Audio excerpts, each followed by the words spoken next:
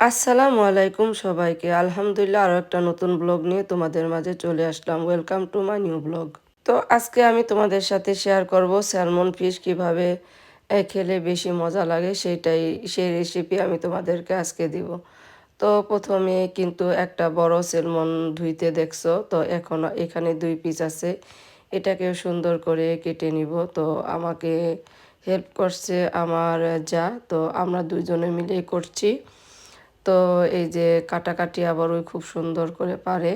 তো ছুরি দিয়ে আমি এই মাছ খুব একটা বেশি একটা কাটতে পারি না। তো যাই হোক, কাটাকুটা হয়ে যাওয়ার পরে এই মাছটাকে আমি সুন্দর করে ভিনেগার দিয়ে সুন্দরভাবে ধুয়ে নিয়েছি। তো স্যালমন ফিশ কিন্তু দেহের জন্য অনেক ভালো। আর একটু বেশি দিন যদি ফ্রিজে থাকে তাহলে তোমরা কিন্তু এই প্রসেসটা অবলম্বন করতে পারো। তো আমি ওটাকে ভিনেগার দিয়ে ধুয়ে কিছুক্ষণ 10-15 মিনিটের মতো দুধ দিয়ে ভিজায় রাখছিলাম। তো এই যে দেখবা স্যালমন ফিশটা কিন্তু একটু নরম টাইপের। তো এই মাছটাকে আমি ধুয়ে সুন্দর করে একটু চিপে চিপে উঠাই নিছি, যার কারণে দেখবা একটু খুলে খুলে গেছে। তো সেটাতে কোনো সমস্যা নেই। এটা কিন্তু আবার মাখলেই সুন্দর হয়ে যাবে। তো আমি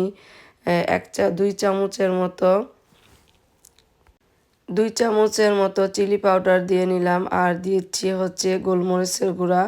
তো যাই হোক, এটার মধ্যে পড়তেছিল না, আমি ব্যাক ক্যামেরায় গোলমরিচের গুঁড়া দিয়ে নিয়েছি।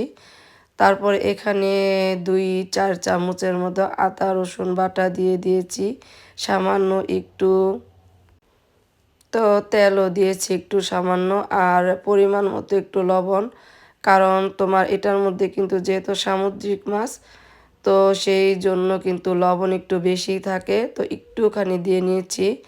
তো আমি এটাকে ভাজার জন্য প্রসেস করে নিয়েছি।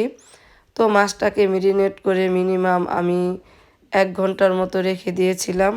তোমরা চাইলে কম বেশি করতে পারো। আর আমি তার জন্য রসুন কিছুটা কুচি করে নিলাম, আর এই যে আমি এয়ার ফ্রাইয়ে ভাজবো, যার কারণে বাটারটাকে আমি গলিয়ে ব্রাশ করে নিয়েছি। তো একে একে আমি সবগুলো মাছকে সাজিয়ে নিব এইভাবে। তো দেখতেই পাচ্ছ আমি কিভাবে সাজাচ্ছি। তো একে একে আমি সবগুলো স্যালমন ফিশ দিয়ে দিচ্ছি।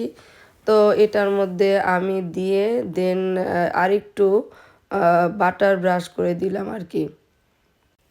তো স্যালমন ফিশ আমার রান্না করে খেতে একটু ভাল লাগে না, আর এভাবে ভাজলে কিন্তু অনেক বেশি মজা হয়। তো কারা কারা এভাবে খেয়েছো, আর না খেলে কিন্তু একবার ট্রাই করতে পারো আমার রেসিপিটা দেখে। এই যে রসুন কুচি